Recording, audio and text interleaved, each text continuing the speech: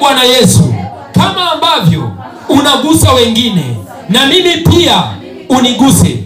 Familia yangu uiguse, uchumi wangu uuguse. Asante Bwana Yesu kwa wema wako, asante kwa fadhili zako.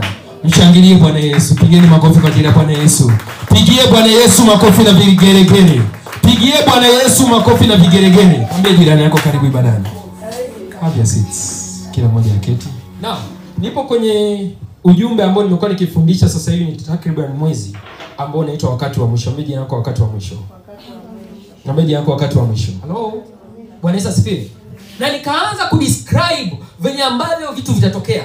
Kwanza tu kitu ambacho kitatokea siku ya unyakuo, ile siku ya kwanza, robo 3 ya dunia watakufa. Robo 3 ya dunia itakufa. Kwa sababu maandiko yanasema mmoja atachukuliwa, mmoja atafanya nini? Na nikaanza kuwatolea mfano kwenda mbali zaidi. Angalia tu mtu yuko kwenye ndege afu rubani anyakuliwe. Hiyo ndege itaelekea wapi? Basi linaenda likiwa kwenye speed, maybe linaenda Dar es Salaam. Maybe ni Katarama inaenda Dar es Salaam. Dereva akanyakuliwa. Oh my God. Jiulize basi itaelekea wapi? Nani anapata picha? Jiulize yule ambaye anashikilia, yule ambaye ana connect mabomu jeshini, akanyakuliwa afu ndo muda ameconnect. Jiulize bomu litaenda wapi? Kuna mtu ambaye anapokea kitu? So robo 3 ya dunia watakufa. Na Mungu atakapokuja, yeye anakuja kulichukua kanisa lake. Bwana Yesu asifiwe. Yeye anachokuja kulichukua ni kanisa lake. Sio kila mtu atakayeenda mbinguni. Ni wale tu walio wa kwake ndio watakaoenda. Na anapokuja kuchukua watu wake, jua ya kwamba kuna ambao sio wa kwake watabaki. Sio mtu ambaye ananielewa. Sasa unaweza ukao wa Mungu 100% na bado ukashindwa kwenda. Hicho kitu nilikifundisha na nikakielezea. Na nikaanza kuelezea circumstances ambazo zitafanya baadhi ya watu wasiende. Hello? Nyingine ziko wazi kwenye maandiko ya kwamba wale ambao hawapo katika mapenzi ya Mungu, wale ambao wenye kiburi hawataenda. Hello? So Biblia iko wazi kwamba wale ambao wataenda wana tabia fulani na wale ambao hawataenda wana tabia fulani. Lakini pia nikasema kwamba sio tu tabia ambayo itazuia watu kwenda wapi? Mbinguni. Kuna vitu ambavyo dunia inafanya ambavyo vitakuzuia wewe pia usipokuwa makini kwenda mbinguni. Na nikaanza kuelezea jinsi gani sasa hivi dunia wapo katika teknolojia mpaka 2050 wako katika production ya kutoa mazombi. Kwamba wanamtengeneza mwanadamu kupitia system ya kompyuta. Na ndio maana utakuja kuona kama utasikia kwamba kuna maki ya mpinga Kristo, watu wanaekewa chip kwamba hakuna mtu atakayeweza kuuza wala kwa nini kununua kama ana hiyo alama ya nini ya mpinga Kristo. Sasa watu wengi wakiambiwa kwamba alama ya mpinga Kristo, wanadhania tu ni kwamba umepigwa chapa hivi ya 666 imeandikwa pale 666 kwenye uso wako. Not. Chapa ya mpinga Kristo ishaanza kufanya kazi hata sasa hivi. Hiyo ya 666, hiyo ya kuwekewa alama itakuwa ni baada ya unyakuo. Wale ambao watabakia ndio wataekewa ile alama kwamba mkubali mpinga Kristo. Sasa kwa sasa hivi kwa kuwa bado Yesu hajaja kuichukua kanisa lake, it means kuna alama tayari waishaanza kuiandaa ili siku itakapofika ya Yesu kuichukua kanisa lake wenyewe wanatambulisha. Hawezi wakakurupusha program au mjadala ambao hujatengenezwa kabla ili wapokee hiyo chapa na hiyo system ya kutokuuza wala kununua chochote. It means sasa hivi ndio wako wanaitengeneza ili muda utakapofika wanaanza kuitoa. Siko tamani nielewa ninachokizungumza. Sasa kwenye hizo system nikaanza kusema kwamba ikitokea ya kwamba umewekewa microchip, ukiwekewa hiyo microchip, it means unakuwa under control ya wale ambao wamekuwekea nini hiyo microchip. Na hiyo chip ndio ambayo itakuwa inaruhusu watu kuuza na kununua vitu. Hello? Na kwenye hiyo microchip, jua ya kwamba kila mahali utakapokuwepo wanajua uko wapi. Chochote kile unachokifanya wanajua uko wapi. Ukiwa unaumwa, as long as una microchip, taarifa wanayo. So wataanza kuona okay, huyu mtu ana microchip, anaumwa. Kwa hiyo anaweza kaambukiza wengine wakafa. Wanazima. It means unakufa. Kuna mtu ambaye anapata ninachokizungumza. So wanakuwa under control ya system za computer. Na nikaanza kusema ya kwamba ukiona mtu yupo under control ya microchip, it means huyo tena sio mwanadamu. Kwa sababu yupo kwenye system ya mashine, sio tena mwanadamu. Hello? Bwana Yesu asifiwe. Kwa sababu chochote kile ambacho kinaendeshwa na computer sio mwanadamu. Hakina feelings za mwanadamu. Sio kwa mtu ambaye anaelewa anachokizungumza. Sasa unaweza kuwa Mkristo na unawezaje ukazuiliwa kwenda mbinguni kupitia mifumo ya dunia hii? Na ndio maana Yesu akasema msifatishe namna ya dunia hii, msienende katika namna ulimwengu huu. Kwa nini kwa naambia it means kuna mifumo kila siku inatengenezwa ili kukubana wewe, ili Yesu atakapokuja ushinde kwenda. Sasa kwenye hiyo mifumo, kwa yule mtu ambaye atawekewa microchip, Bwana Yesu asifiwe. Yule mtu atakayewekewa microchip, it means jambo la kwanza, kumbuka mwanadamu ana kitu ambacho kinaitwa DNA. DNA ndio ambayo inamtengeneza mwanadamu. DNA ndio ambayo inamtengeneza mtoto. Halo? Tafadhali wewe kama uliruka sayansi please naomba usikilize.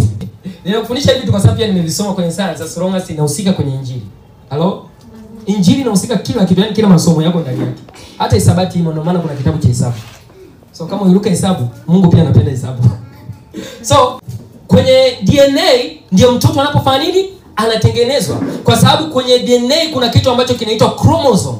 Hiyo chromosome ndio huwa inamtengeneza mtoto. Na hiyo chromosome ndio huwa inakuja na tabia za mtoto. Bwana Yesu asifiwe.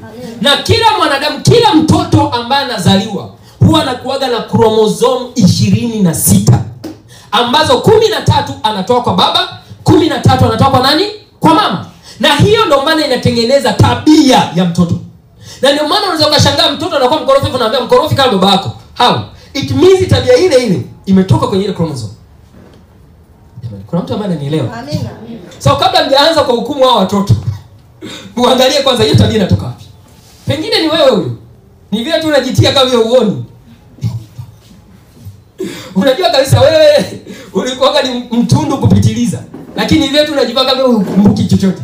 Now, mtu ambaye anawekewa hiyo microchip moja kwa moja inaenda kuharibu DNA ya mwili wako. It means inaenda kudistract taarifa za mifumo ya DNA, kwa sababu DNA ndio inakuja na full information. Na ndio maana kupitia DNA, kama mtoto sio wa kwake, anasema tukapime nini? DNA ili tujue kama mtoto ni wa kwangu au sio wa kwangu. Halo? Sasa mtu akishawekewa microchip inaenda kuvuruga mifumo ya DNA. Mtu akishawekewa microchip tayari inaenda kuharibu mifumo ya hiyo system ya wanadamu. So tayari mtu anakuwa system ya computer. Halo? So Mungu anapokuja kuichukua kanisa lake, anawachukua wale ambao wana DNA ya wanadamu. Sasa it means kuna uwezekano mtu kubaki kwa sababu tu aliwekewa ile microchip. Na mtu akishawekewa microchip hawezi tena karudi kwa wanadamu. Na ndio maana maandiko yako wazi hivi. Mtu anaweza kaandikwa kwa kitabu cha uzima na anaweza kifutwa. Na mtu akishafutwa kwa kitabu cha uzima hawezi karudi. Sio mtabana ni lazima tuzungumze. Yaani mtu yote sija akakudanganya kwa ukishafutwa kwa kitabu cha uzima kama utarudishwa au utaweza kurudishwa. Na sio rahisi kutolewa kwa kitabu cha uzima. Kwa sababu ili utolewe kwa kitabu cha uzima it means you are no longer a human. Wewe sio mwanadamu. Hello? Amen. Bwana Yesu asifiwe. Na ndio maana hata hao ambao wanakuja kuproduce mazombi, zombie anatengenezwa katika mfumo ya computer system. Kwa wale ambao wameshaangalia movies za mazombi mtakuja kugundua kitu kimoja. Huyo mtu anakufa kwanza, alafu anafufuka. Wangapi wameshaona hizo kitu kwenye movie? Yaani lazima afe kwanza, alafu unafanya nini? It means yule afufuki. No, ni system imewashwa upya. Sio amefufuka kwa nguvu ya Roho Mtakatifu, not really. Kwa sababu pale akishafufuka anakuja na tabia tofauti. Tunachojua Mungu akifufuaga watu, huyo mtu akirudi anakuwa na tabia bado za wanadamu. Lakini zombie akishafufuka hanaga tabia za wanadamu. Kwa namna ya mtu kwenda mbinguni, kuna kitu ambacho nisema nitafundisha siku leo ambacho kinaitwa imani ya safari ya wapi? Mbinguni. Mwambie yako imani ya kwenda mbinguni. Now, kuna kitu ambacho Yesu alikisema. Bwana Yesu asifiwe. Tafadhali naomba nifungue katika kitabu cha Yohana 14:6. Yohana 14:6. Bwana Yesu asifiwe. Maandiko yanasema, akasema mimi ndimi njia ya kweli na uzima. Mtu haji kwa Baba ila kwa njia ya mimi. Huyu ni Yesu alikuwa anasema kwamba mtu yote akitaka kwenda mbinguni ni lazima apitie kwangu mimi Yesu. It means Yesu yeye ndio njia ya kwenda wapi? Mbinguni. Sasa kama Yesu ndio njia ya kwenda mbinguni, ili mtu aende mbinguni ni lazima kwanza ampokee Yesu. Ni lazima ipokee kwanza njia ya mbinguni. Hawezi ukasema kama unataka kwenda mbinguni alafu haupo kwenye njia ya kwenda wapi? Mbinguni. Lakini pia kuna kitu kimoja ambacho nataka nikuonyeshe. Yesu hivyo sema kwamba mimi ndio njia ya kweli na uzima. Mtu hawezi kwenda kwa Baba ila ya mimi. Lakini pale kuna ahadi moja ambayo Yesu alisema. Akasema kwamba hivi, tazama ninaenda kwa Baba yangu kuwaandalia makao, ili mimi nilipo na nyinyi muwepo. It means Yesu anachokisema ni kwamba mimi nitakapokaa na wewe ndipo utakapokaa. Now, Yesu alivyosema kwamba mimi ndiye njia, kweli na uzima, na akasema kwamba hivi, ninaenda kwa Baba kuandalia makao, ili mimi nilipo na nyinyi muwepo. So jambo la kwanza linaanzia kwenye yeye ambaye ni njia. Hello? Bwana Yesu asifiwe. Inaanzia kwenye njia ili ufike kwenye makao ambao unatakiwa kukaa. Sasa kabla hujaanza na njia na kabla hujafika kwenye makao, kuna kitu ambacho kinaitwa imani. Bwana Yesu asifiwe. Kuna kitu ambacho kinaitwa nini? Imani. Sasa kwa nini imani inahusika kabla ya njia na kabla ya makao ya mbinguni? Imani inahusika kabla ya njia na kabla ya makao ya mbinguni kwa sababu Yesu alisema kitu kimoja kizuri sana. The Bible iko very clear, maandiko yako very clear, anasema kwamba hivi, je, mwana wa Adamu atakaporudi atakuta imani? Kwamba mwana wa Adamu nani? Yesu. Atakaporudi timizi ameenda kwa Baba. Ndio kule ameenda kutuandalia makao. Atakaporudi ataikuta imani yako? That was a question. Hili ilikuwa ni swali. Na hilo swali linakuwa fulfilled the moment akishakuja. Ndio itakuwa limejibiwa. Ili ulijibu hilo swali, tunasubiria siku ya kuja tuone kama utaenda utabaki. Hilo ndio jibu lake. Sasa alivyosema kwamba hivi, je, mwana wa Adamu atakapokuja ataikuta imani? So it means Yesu ili aje kulichukua kanisa lake, atakaporudi, kumbuka anaporudi anakuja kulichukua kanisa. So it means anapokuja kulichukua kanisa, atakuta tu wale wenye imani ndio watakao kuchukua. Wasiokuwa na imani hawezi akachukua kwa sababu anasema hivi, atakaporudi ataikuta imani. It means anachoangalia siku atakaokuja ni imani. Ni wangapi ambao watakuwa na imani ya yeye kuja? Sika mtu bana nielewa ninachokizungumza. Kumbuka na dini na kitu ambacho kinaitwa imani. So it means ujio wake ni kuja kuangalia wale wenye imani ili wachukue. Sasa kama anasema kwamba hivi, je, ataikuta imani? Sasa sisi ndio inabidi tufahamu kwamba ni aina gani ya imani ambayo anaizungumzia siku ambayo atakuja. It means sio imani ya uchumi peke yake. Sio imani ya uchumi peke yake. Sio imani ya familia peke yake. Anachouliza kwamba je, ataikuta imani? Sasa sisi kama Wakristo lazima tujifunze kufahamu ni aina gani ya imani ambayo Yesu anaulizia, ama atakuwa kuja kuikuta. Mweze jina lako ni aina gani ya imani? Sasa kuna aina nyingi sana za imani. Ni vile tu Wakristo hawajafundishwa. Nitakuja nifundishe somo ambalo linaitwa imani. Kuna aina nyingi sana ya imani. Hello? Kuna imani ya mazingira, kuna imani ya Mungu. Hicho kitabu baba yangu alishakitoa Prophet Robert Angel ambacho kinaitwa God Kind of Faith, imani ya Mungu. It means unaweza ukawa na imani ile ile alionayo Mungu. Kumbuka Petro aliambiwa na Yesu kipindi wapo kwenye boti. Petro akamwambia Yesu, kama ni wewe niruhusu nije. Siko mtu ambaye ananielewa. Yesu akamwambiaje? Njoo. Jamaa alitembea juu ya maji. So it means kama alitembea juu ya maji, itumie imani ile ile aliyokuwa nayo Yesu. Na kumbuka nimesema kuna imani ya mazingira. Hello? Na baada ya Petro kuitwa, alipotembea juu ya maji, alipogeuza shingo yake na kuanza kuangalia mazingira, anasemaje? Akaanza kuzama. So Yesu atakapokuja anaangalia ni aina gani ya imani ulionayo. Leo nataka nikufundishe hiyo aina ya imani ambayo Mungu anaizungumzia siku atakapokuja kulichukua kanisa lake. Bwana Yesu asifiwe. Nifungulie Ibrania 11 mstari wa kwanza. Neno Bwana linasema, basi imani ni kuwa na hakika ya mambo yatarajiwayo, ni bayana ya mambo yasiyoonekana. Maana kwa hiyo wazee wetu walishuhudiwa. Kwa imani tunafahamu ya kuwa ulimwengu uliumbwa kwa neno la Mungu. Okay. Anza upya. Maandiko yanasema basi imani ni kuwa na anasema basi imani. Hakunaga sentence ambayo inaanzaga na basi. Kama umesoma darasani vizuri, utakuja kugundua hamnaga sentence ambayo inaanzaga na basi. Isome upya. Basi imani ni kuwa na hakika ya mambo yatarajiwayo. Hakunaga sentence ambayo inaanzaga na basi. Hasa Kiswahili kimekupa neno basi. Ni vile akijakufanulia nini maana hilo neno basi. Biblia ya Kiingereza inasema kitu kimoja. Now faith. Bwana Yesu asifiwe. Kumbuka hapa na deal na imani ya mtu kwenda mbinguni. Please sikiliza kwa makini. Yaani kama unataka kwenda mbinguni sikiliza. Maandiko yanasema basi imani. Biblia ya Kiingereza lile neno basi inasema now faith. Na hii maana ya neno now it means ni present of the moment. Lile neno now inamaanisha imani ya wakati huo. Ndio maana Kiingereza inasema now faith. It means imani sio ya wakati ujao. Imani sio wakati uliopita. Imani inachoangalia ni sasa hivi. Imani hainaga kesho.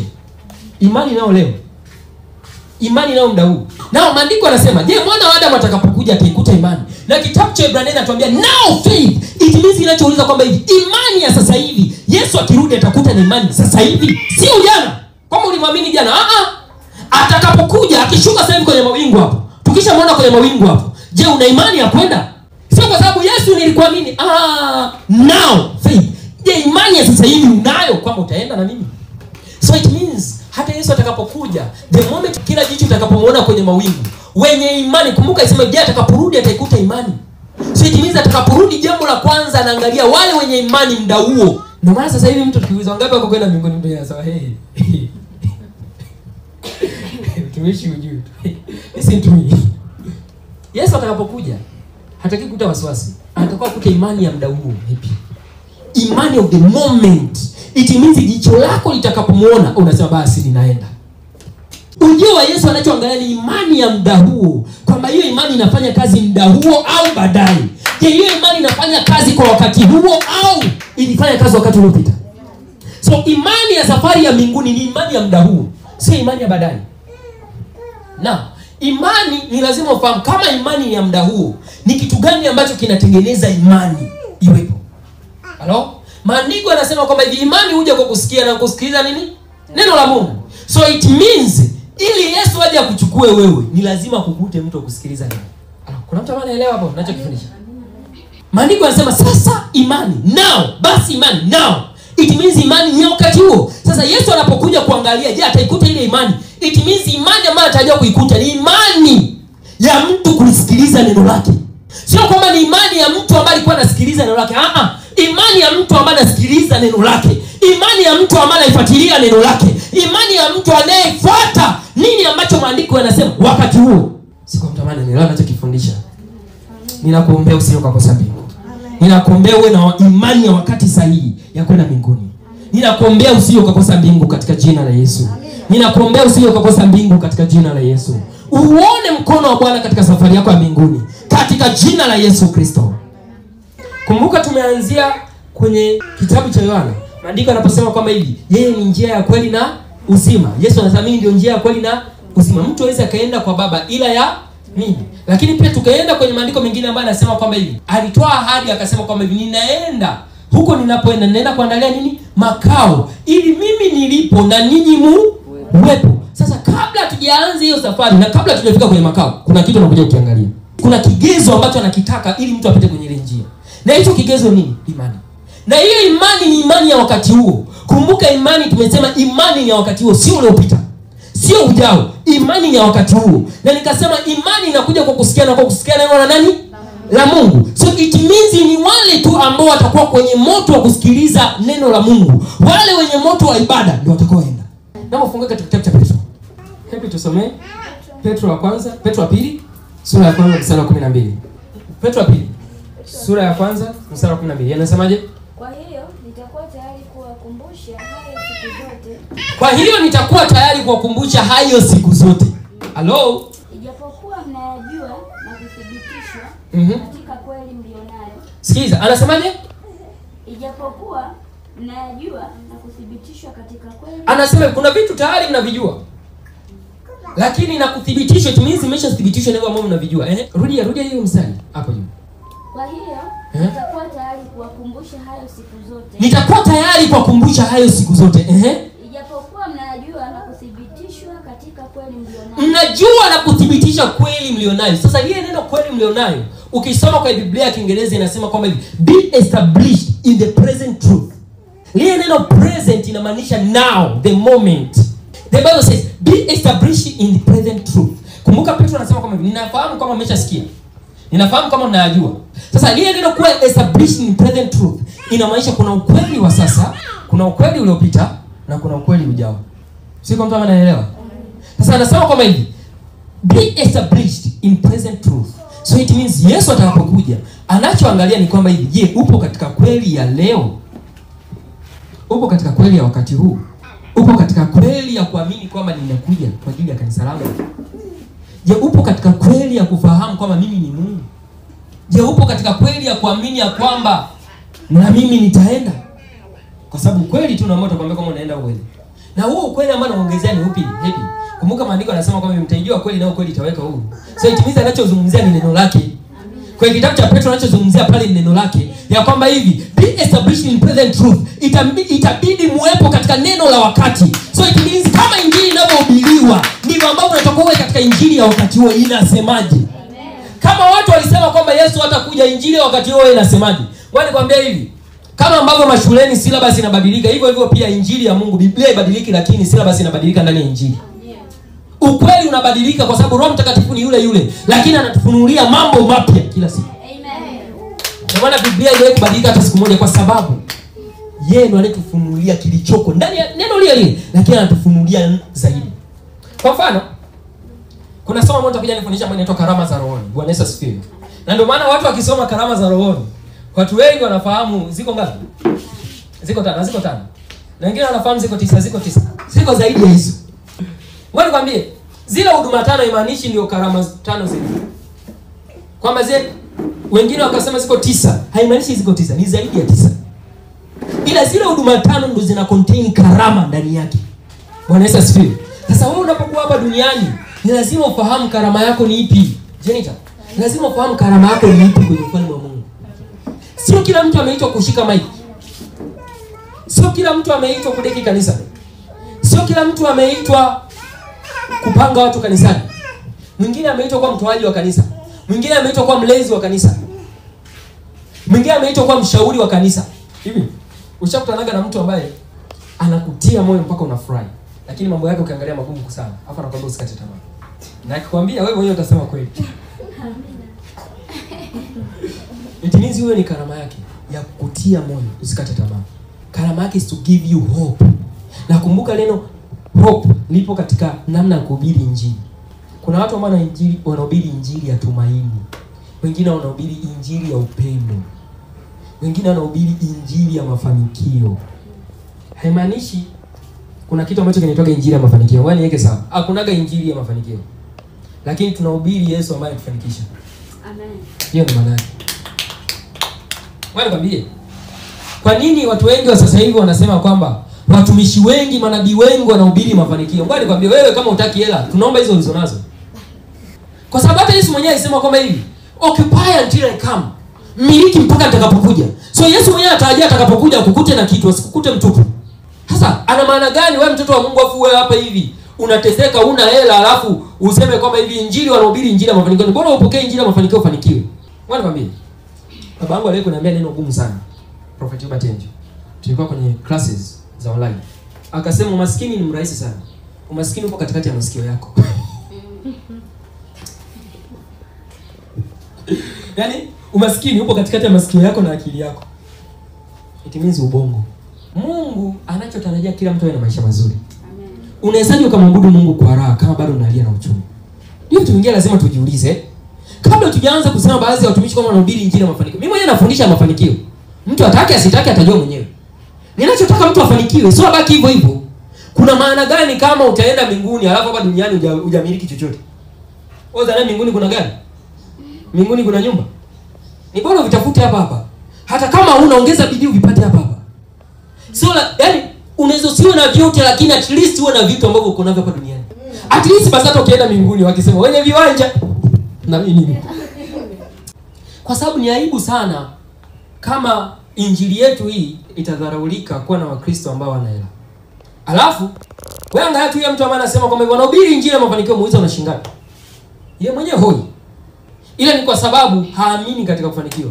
Ninachohitaji ni kwamba Yesu atakapokuja kuichukua kanisa lake, akukute na imani ya wakati huu.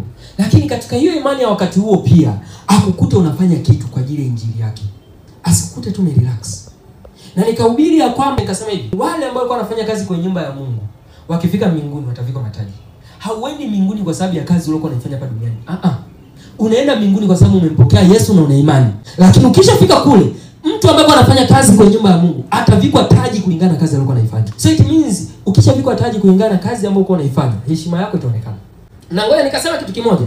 Mbinguni tunaenda kukaa miaka 7 tu. Hello. Bwana Yesu asifiwe. Na leo kuna watu wameshapiga madongo kule nje wanaambiwa kwamba tukishaondoka ndio imeisha hivyo. Ni miaka 7 afu mnarudi hapa. 7 years. Wale waliokuwepo tulisoma kwa kitabu cha Mathayo, kama mnakumbuka, kama sijakosea ni kitabu cha Mathayo.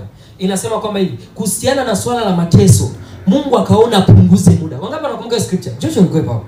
Kwamba aliona apunguze muda wa mateso. It means kulikuwa kuna uwezekano baada ya sisi kunyakuliwa, wale ambao watabaki.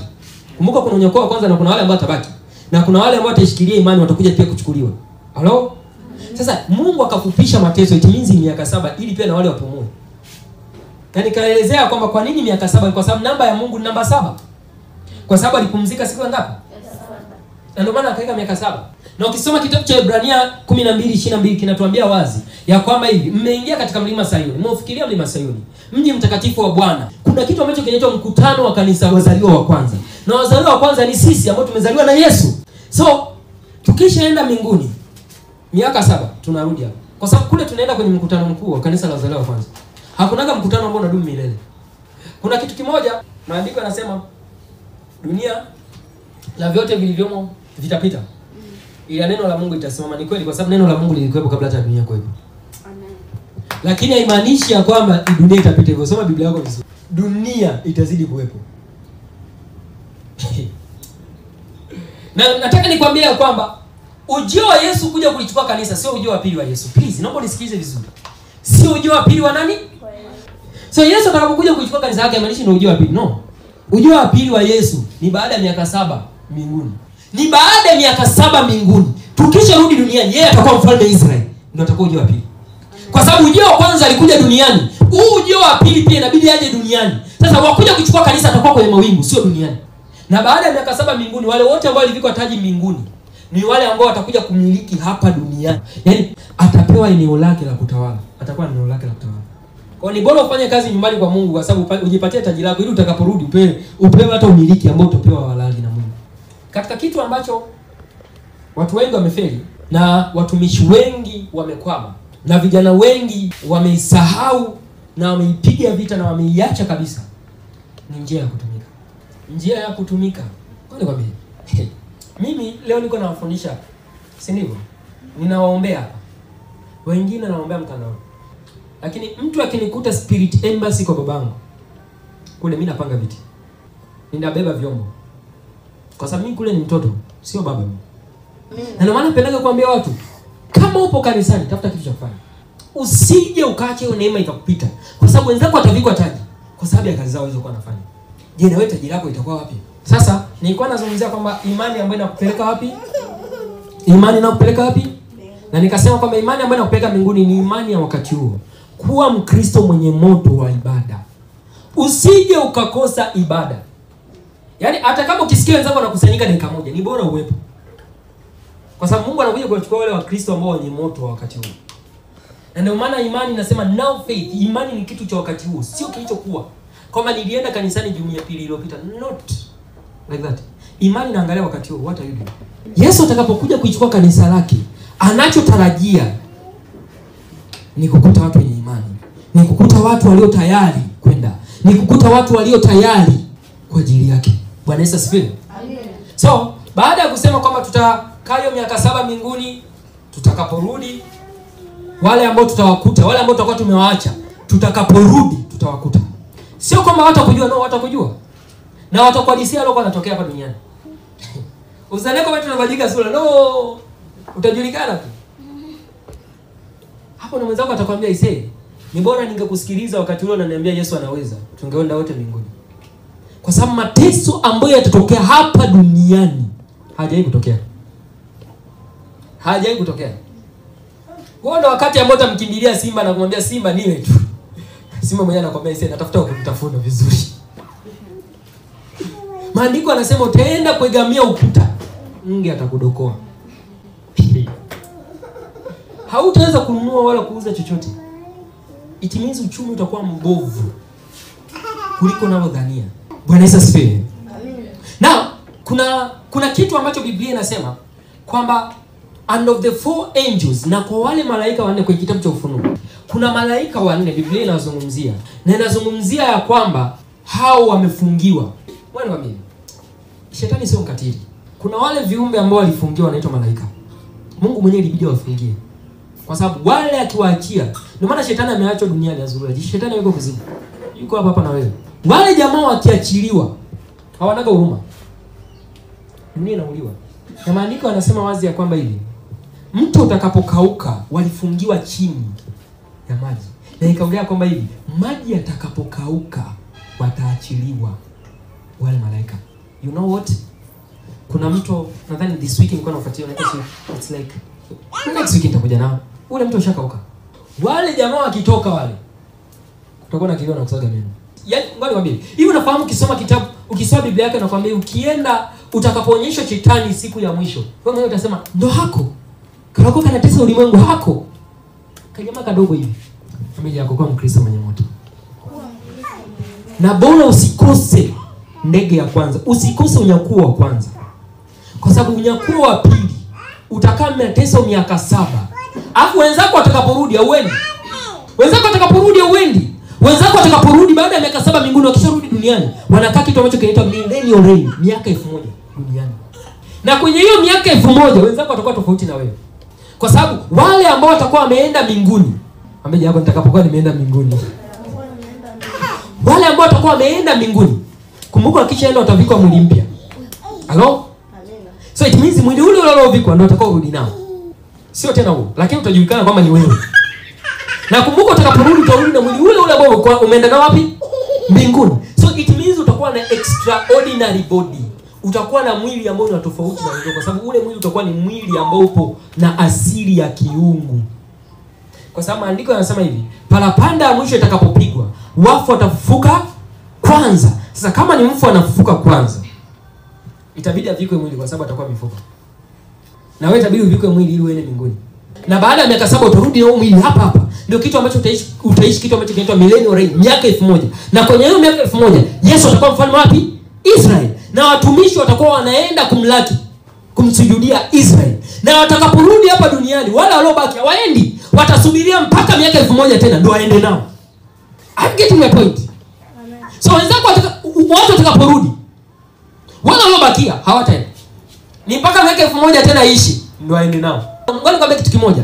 Watakaporudi ile miaka 7, wale wote ambao niseme maadui, wale ambao wanampinga Kristo, wote watakusanywa katika bonde moja. Wale wote ambao wanampinga Kristo. Kumbuka si ndio Kristo anarudi duniani? Watakusanywa kwenye bonde moja na malaika atakuja kuwaua wote. According to the Bible. It means wote wataikwa sehemu moja. Na Mungu anajua jinsi ya kukusanya watu sehemu moja. Mungu hakosei. Anaweza kumkusanya adui yako na adui yako kama rafiki ili watengeneze uadui mzuri. Hello? Bwana Yesu asifiwe. Sema katika jina la Yesu. Kwa wakati huu mimi sitakosa. Kwa wakati huu sitakosa. So, wakati huo nyinyi mtakapokuwa mmeshaenda mbinguni, kuna ambao watabaki. Na kwa hao watakaokuwa wamebaki, mateso yatakayotokea hawajawahi kuona. Kilio atakachokilia. Ndio maana maandiko yanasema kutakuwa na kilio na kusaga meno. Wewe jiulize utaliaje na kusaga meno? Biblia inasema great tribulation haijawahi kutokea. Achana Sodoma na Gomora ilivyoteketezwa. Achana wakati wa Nuhu, watu walivyokufa. Na nikasema ya kwamba Yesu atakaporudi kuichukua kanisa lake, wale watakaokuwa wamebaki hapata kuwa na hewa ya kutosha. Hello? Sasa wanafunzi wake Yesu walimuuliza Yesu, ni ishara gani utakapokuwa unakuja? Yesu akasema kwamba hivi, itakuwa kama wakati wa Nuhu. Okay, akasema hivi, kweli makini msidanganye. Lakini akaendelea mbali zaidi, baada tena kuja kuulizwa, akasema hivi, siku hiyo itakuwa kama wakati wa Nuhu. Sasa ili tuelewe wakati wa Nuhu, lazima turudi kwenye kitabu cha Mwanzo. Tufahamu maisha ya wakati wa nani? Bwana Yesu asifiwe. Na maandiko yanasema hivi, wakati wa Nuhu alipata neema. Lile neno neema inaitwa kibali. Watu wengi wanadhani ya kwamba Nuhu alipewa tu ujenzi wa safina hapo akaingia vile vile. Not really. Nuhu alihubiri injili ya neema miaka 120 na watu walikataa. So watu wanadhania Mungu alikuwa mkatili kwamba hivi akaamua tu afe. No. Nuhu alipata neema, akahubiri neema miaka 120. Imagine mtu anahubiri afu watu waelewe. Ndipo akatengeneza safina. Na kwa wale ambao walikuwepo kwenye ile darasa lililopita nikawaambia kwamba hivi, siku ya ujio wa Yesu Kristo, parapanda itakapokuwa imepulizwa, kuna kitu ambacho kinaitwa mlipuko. Bwana Yesu asifiwe. Amen. Kutatokea mlipuko kwenye anga. Na nikasema umeme utakatika dunia nzima. Yaani kila mtu atakuja kuangalia mlipuko gani haujawahi kutokea. Hawajawahi kusikia aina ya sauti kama hiyo. Na maandiko yanasema kila jicho litafanya nini? Hilo jicho linapomwona it means kuna shimo pale, kuna kitu kama hole. Atakapokuwa ametokea Yesu kwenye mawingu. Hello? Kuna kitu ambacho kitakuwa kama hole. Kwa sababu Yesu ndio njia, it means yeye tutakapokuwa tumemwona ndio tutakapopitia. Halo? Amen. So pale tutakapokuwa tumemwona ndipo tutakapopita. Au utapitia sehemu nyingine pale ulipomwona. Sasa yeye tutakapomwona kwenye mawingu, it means pale atakapokuwepo kutakuwa kuna kitu kama shimo. Yaani ni kama duara. Halo? Na nikasema kama kwenda mbinguni tutapitia hiyo njia ya kwenye hiyo duara, it means definitely tunarudi kwenye wakati wa Nuhu. Safina ilikuwa na mlango. Na ndivyo ambavyo pia Yesu atakaporudi tutakapopitia pale, ule ni mlango. Na maandiko yanasema baada ya Nuhu kuingia yeye na familia yake na watu wake, mlango wa safina Mungu akafanya nini? So definitely baada ya Yesu kuchukua watu wake, boom, patafunga. Na anapata hiyo picha mbona isema? Amen. Na ikishafunga, maandiko yanasema kwenye kipindi cha wakati wa Nuhu, mvua ilinyesha ikajaa dunia nzima. Kumbuka mpaka watu wale kwanza naita fika juu ya miti ilifika. Mpaka watu kwanza naita fika juu ya mlima ilifunika mpaka milima yote. Sasa jiulize, mtu akiwa ndani ya maji anakufaga kifo gani? Kwanza anakosa hewa. Ndio hicho kitu ambacho niliwaambia kwamba wakati wa mwisho hewa itapungua. Jambo la pili, mtu ili afe kwenye maji anateseka. Na ndio maana Mungu akasema kutakuwa na kitu ambacho kinaitwa great tribulation, mateso ambayo hajawahi kutokea. Ndio hayo. Tengeneza tu hiyo picha, mtu anakuwa ndani ya maji alikuwa anafanya. Hello? Amina. Bwana Yesu asifiwe. It means kwenye hayo mateso ndio watu wataishi nao miaka 7. Na kumbuka safina ikuelea juu ya maji milele. Ilienda ikatoa mlima Ararati. Alafu Nuhu akafungua mlango, akarudi duniani, wakazaliana, tukawepo na sisi. Hello? Amina. So hivyo pia miaka 7 ikishaisha tunarudi duniani. The same picture. Jamani, kuna mtu ambaye anaelewa kweli ninachokifundisha jamani. Amen. Safina ilikuwa juu ya maji mpaka maji yalipofanya nini? Yakaisha. Safina ikatoa juu ya mlima nini? Ararati. Nuhu alikaa ndani, alitoka nje. Baada ya maji kuisha ulimwenguni, alikaa ndani, alitoka nje. Alitoka nje, akaanza kufanya kazi zake, akaanza kuhudumia familia yake, wakazaliana, wakaongezeka. Hivyo pia miaka 7 mbinguni, kisha maliza mnarudi hapa. Kumbuka utakuwa kuna kitu ambacho kinaitwa mwili mpya. Mna extraordinary body. Kwa sisi ambao tutakuwa tumeenda, mwambie jamaa, kwa sisi ambao tutakuwa tumeenda, mwili ambao tutarudi nao baada ya miaka 7 ni extraordinary body. Timizi mwili ambao unaweza ukafanya kazi zaidi kwenye namna ya kiungu. Ni wakati ambapo hautapata na muda wa kununua gari.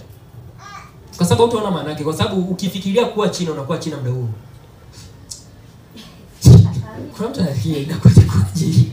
Kumbuka unapewa mwili mpya kwenda mbinguni. Na kwa wale ambao mlikuwa kumbuka nilifundisha safari ya kwenda mbinguni, mtu anaendaje mbinguni, na nikasema kuna ambao watawahi na kuna ambao watafanya nini? Watachelewa. Inategemea na mwili waliovikwa.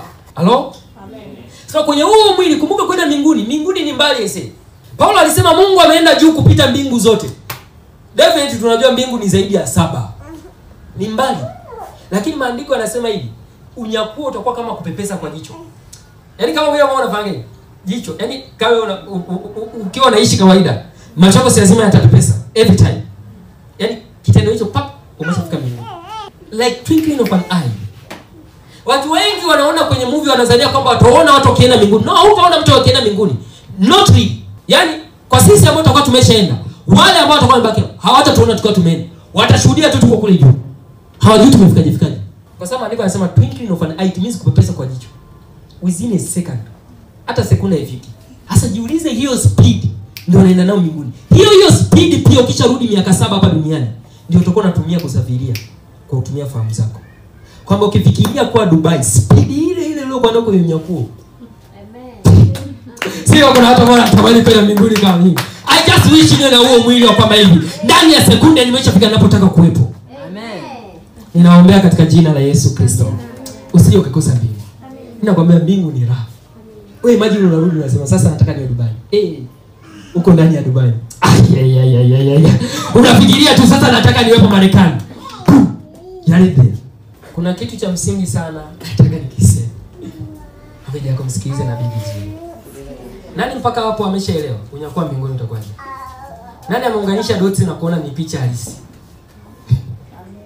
So tukiwaambia safari ya mbinguni ni halisi, tunarudi kwa kitabu cha Nuhu, tunaangalia kitu ambacho kinaendelea, ndio kitu ambacho kitatokea. Now, na nikawaambia watu, imekuwa ni mara kadhaa sana Mungu ananiambia ninarudi kuchukua kanisa langu. Sio mara ya kwanza, nitoka mwaka juzi. Mungu alikuwa ananiambia ninarudi kulichukua kanisa langu.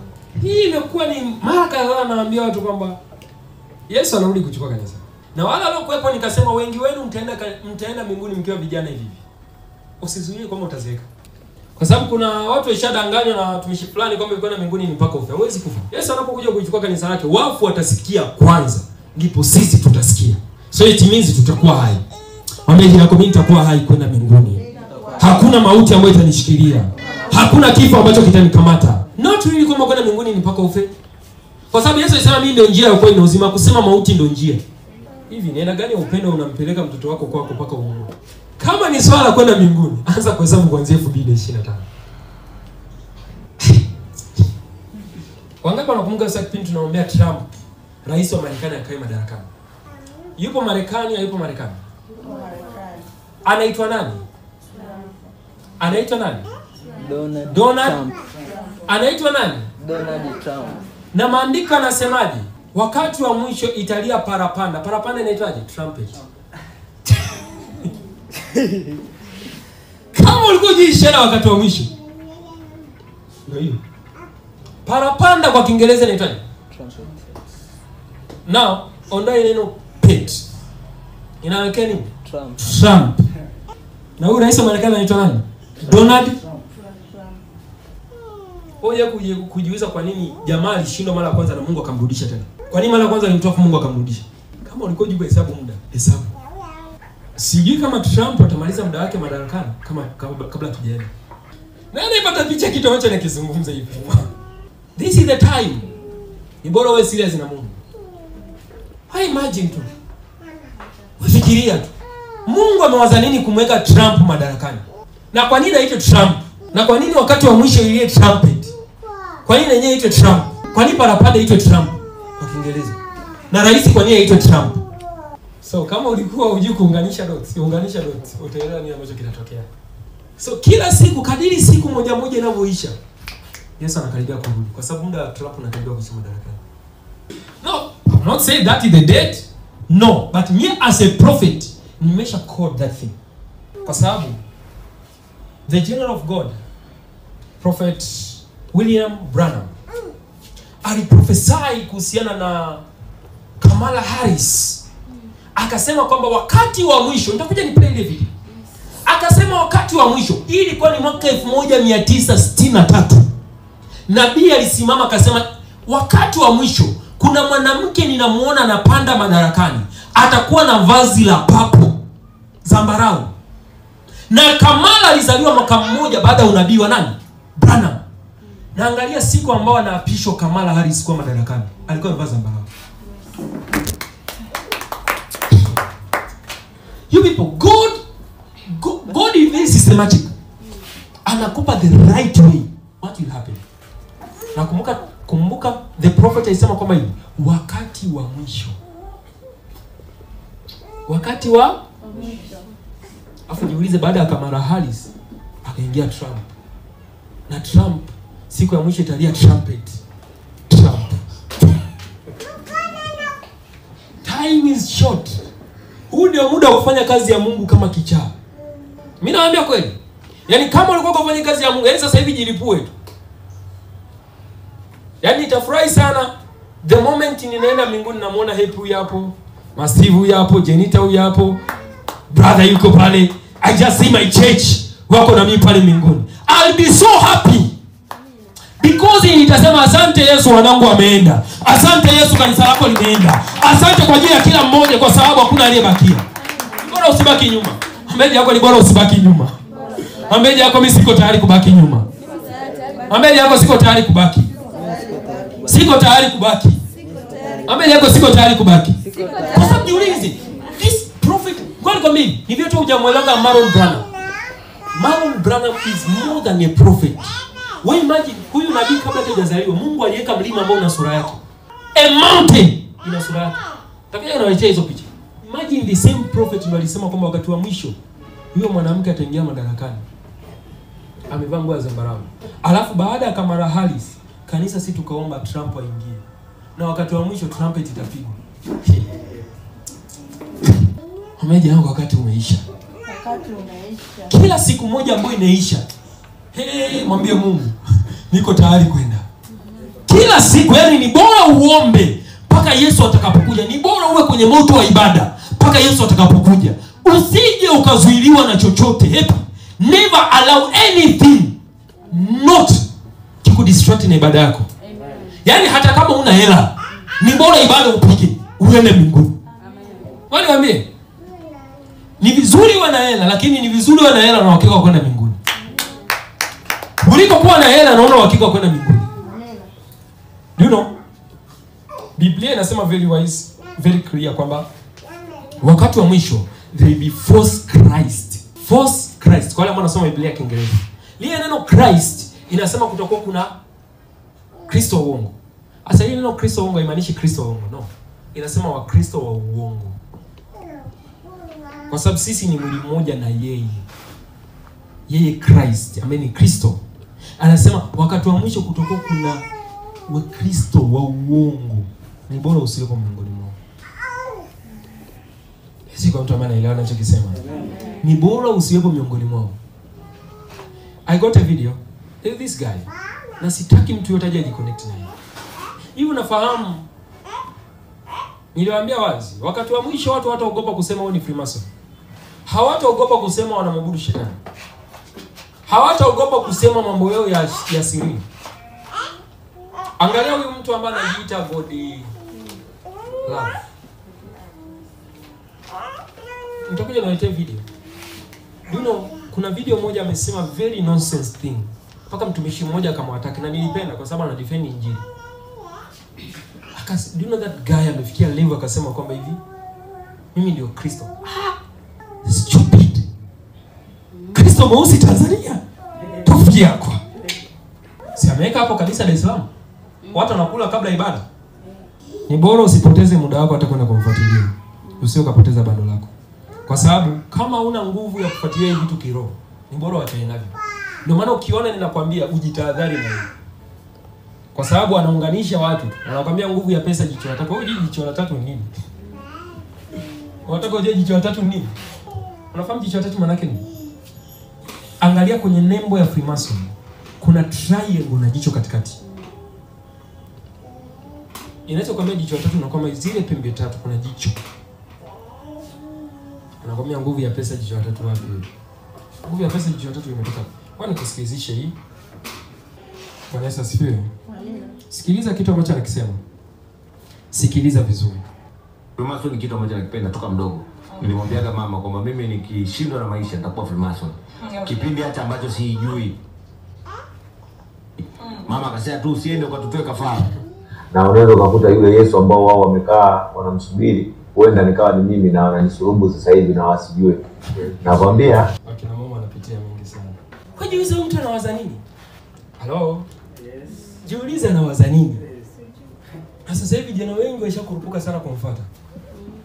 Kwa sababu yeye hajaona aibu kutangaza ufreemason wake. Wani kwambia kitu kimoja. Bwana Yesu asifiwe. Ndio maandika kwa wazi ya kwamba makahaba watatangulia mbinguni kabla wengine.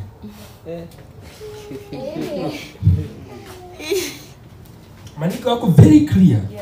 Kama kahaba anaweza tangulia mbinguni kabla yako.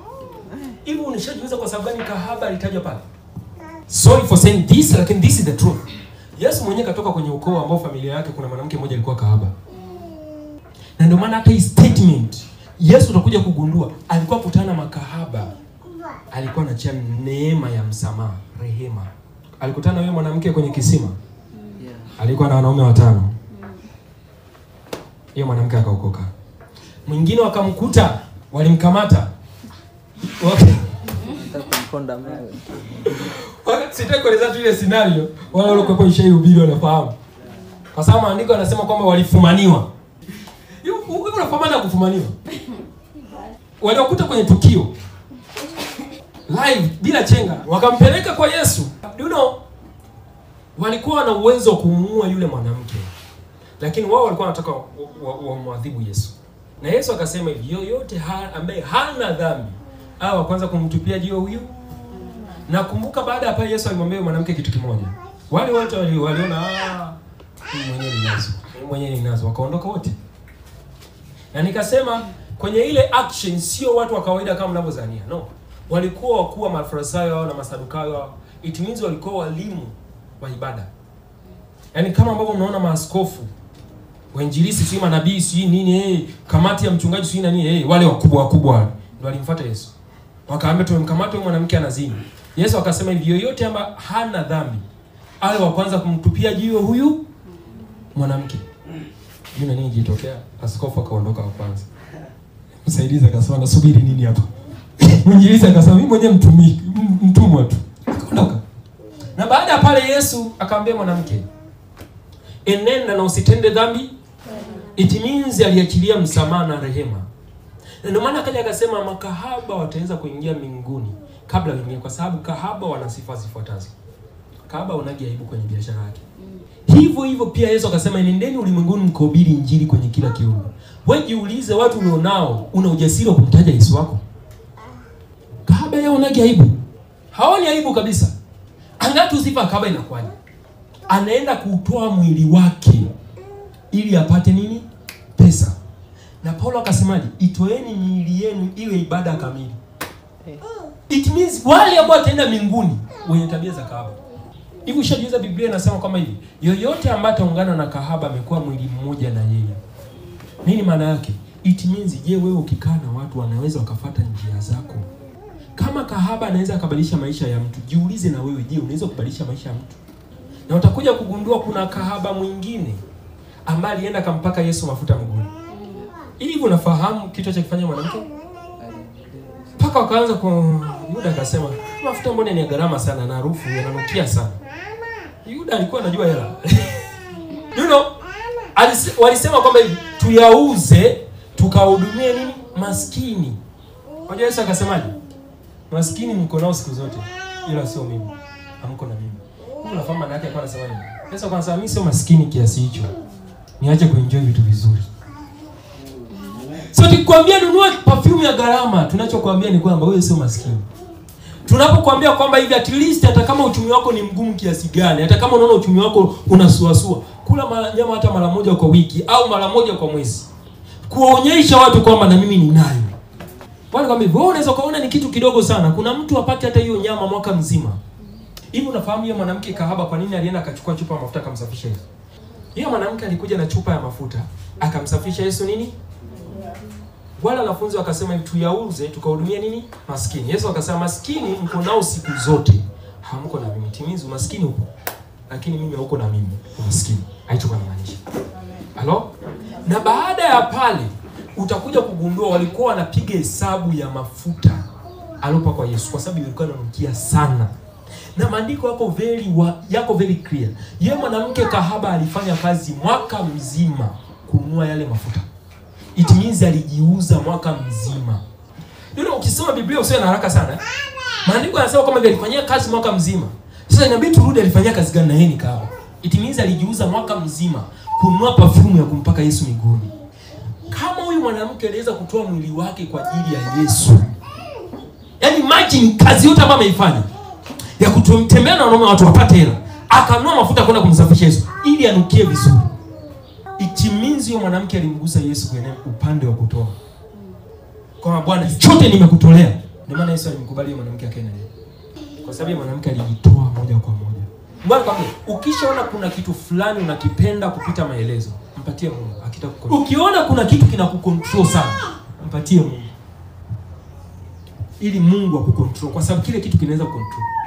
Hivi ushajiuzaga kwa sababu gani ile ina control? Ni kwa sababu wewe unapiga budget, unapiga hesabu. Unaandaa budget ya mwaka mzima. Ingali Mungu akutuma uandae budget, Mungu alikutuma uandike maono. Wewe unaenda kuandika budget. Hivi ushagunduka kwamba wewe unaishi nje ya budget yako? Hakunaga budget inayokutosha. Siko mtamani nielewa. Imagine hili kanisa hatujamaliza hata mwaka. Okay. Let me just say, tuna miezi mitatu. Kuanzia mwezi wa 11 mpaka sasa hivi. Ili kanisa limeshatumia almost 2 million. Jinsi tulivyo wachache hivi. Mkijiangalia huko ndani kweli wewe utaona kama kuna milioni 2 ambayo itatoka huko. Lakini kwa nini tunaishi nje ya budget? Kwa sababu ipo neema ya kutupatia. I'm the one, mimi ndo mhasibu na ndo pastor mwenyewe. Yeye mwanamke alitoa kila kitu, yani chochote kile ambacho alikuwa anafanyia kazi mwaka mzima kwa kujiuza. Akaenda kumpakia Yesu anukie. Na ndio maana sadaka yako huwa ni manukato mbele za Bwana. The only part ukitaka ujue unampenda Mungu umpendi Mungu ni kwenye upande wa kutoa. Yaani kwa nikwambie, Mungu alisema nijaribuni kwenye, ni mahali sehemu moja tu Mungu alisema nijaribuni kwenye kutoa. Kwa sababu anajuaga hapo. Yaani unafiki unajulikanaga kwenye kutoa. Hapo ndio utajua mwenyewe unampenda Mungu umpendi Mungu. Hapo. Nakumbuka mwaka fulani, I cannot lie, nilikuwa na sala hapo KT, kwa kuna semina na Shemdoi alikuwepo, wale ambao wanafahamu wale Shemdoi. Nilitoaga sadaka 3000. Niliwaga za wiki nzima, iliniuma. 3000 kwenye ibada moja, iliniuma. I cannot lie. You people, I don't lie. Lakini sasa hivi mimi kwenda kutoa hata 200,000, 500,000 kwa babangu, sioni shida. Lakini my trial ilianzia kwenye shilingi 3000. Please kudanganya, iliniuma wiki nzima. Niliwaza 3000 yangu. Sasa hii 3000 yangu mbona imeenda hii? Si ningefanyia 1 2 3. Without knowing God was preparing me. Kwani nikwambie, Yesu atakaporudi, kama bado hujajitoa mwili wako kwa sadaka, mwili wako inamaanisha kufanya kazi kwenye nyumba ya Mungu, definitely unabaki. Jambo la pili, kama kuna kitu ambacho ni cha thamani sana kwako kuliko Yesu wako, unaona sasa hichi siwezi nikakipoteza, sitaruhusu nikipoteze, ni bora umpe Yesu wako mapema. Kwa sababu hicho na ambacho kitakuzuia kwenda mbinguni. Kwa sababu Yesu akikuangalia katika level ya imani yako ndio ipo. Maandiko yanasema hazina yako ilipo ndipo na moyo wako. Hivyo fahamu ile ndipo na moyo wako ulipo, ndipo imani yako ilipo maana yake. The most valuable thing is you to give it to God. Mungu anaweza akatupeleka umbali kiasi hicho wa kuwaza vitu zaidi. It means si tupo tayari kufanya lolote kwa ajili ya Injili. Chochote kile, we are ready to do it. As long as, yani kwa mimi, ukitaka uanze kufika kwenye hizi level ambayo you can do anything for God, wewe jilipue. Niliwahi kumwambia Mungu statement moja, Mungu, usije ukafanya chochote bila mimi kushiriki. Yaani Mungu usifanye lolote bila ya mimi. Hiyo fahamu na hiyo statement. Musa alimwambia Mungu, usipoenda pamoja nasi, uso wako usipoenda pamoja nasi, hatutatoka. Usifanye lolote bila mimi. That is the highest level. It means kama ni Mungu anaenda kupigana na maadui, atakubeba jenita. Twende. Atamkuta mmajuani atamwambia twende. Hivi ukishaona Yesu wako anatukana mbele za watu na uwezo kumdefend, it means umeshinda kumpigania Mungu wako. Sema nje. Mbele jirani yako, jirani. Mungu asifanye lolote bila ya mimi. Sema Bwana Yesu. Kabla hujafanya chochote, na mimi niwepo. Na mimi niwepo. Na mimi niwepo. Bwana, kabla hujafanya lolote kwenye kanisa lako, na mimi niwepo. Bwana, kabla hujafanya lolote kwenye kanisa lako, na mimi niwepo. Nipo tayari kwa safari ya mbinguni. Katika jina la Yesu. Katika jina la Yesu. Katika jina la Yesu. Mbele yako sitakosa mbingu. Wakati wa mwisho kuna vitu vingi sana.